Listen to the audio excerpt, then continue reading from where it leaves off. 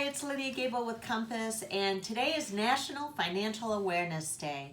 And it's really not an exciting holiday unless you think about financial freedom. Then it's something to celebrate.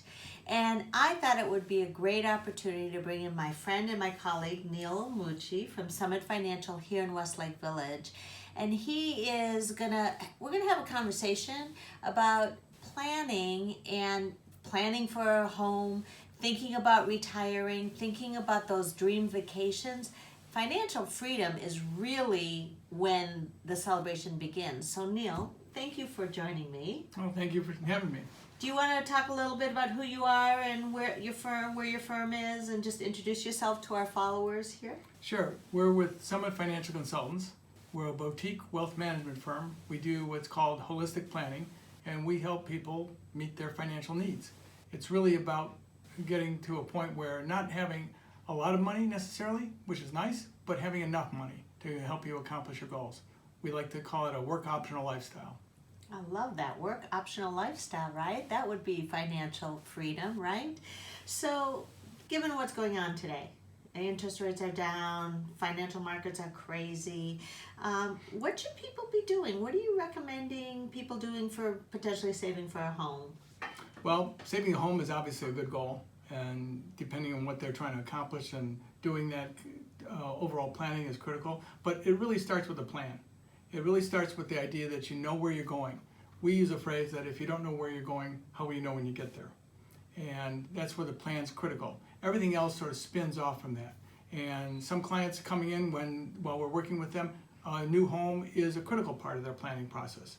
And with that, we want to make certain that we've laid out a path for them to do that. It may mean a certain amount of savings. It may mean how they're going to borrow it, working with mortgage brokers to see that their income flow will show them what sort of home they can attain. But all that's critical. And unless you know these facts going in and just arbitrarily, looking for a home, that's not a good way to do it. You need to go with some sort of strategy behind you. Right, plan, strategy, communication. So what about if you have a large home and you want to retire and you're thinking about potentially vacations, and what do you do with a big home that you don't really use anymore? Like, how do you help your clients with that? That's a great question, because that's coming up more and more.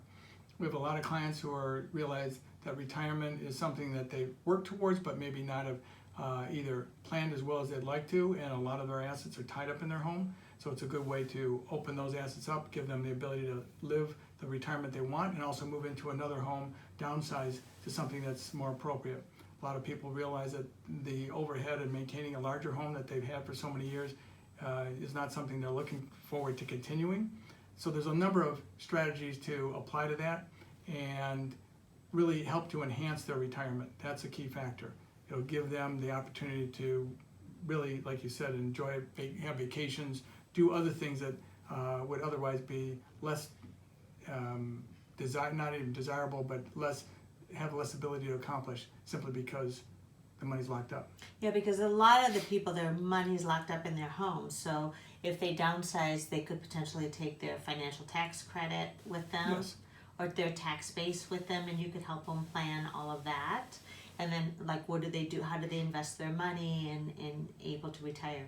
So, again, I guess the key is planning. Yes. Meet with somebody as a professional like yourself, or find somebody that they trust.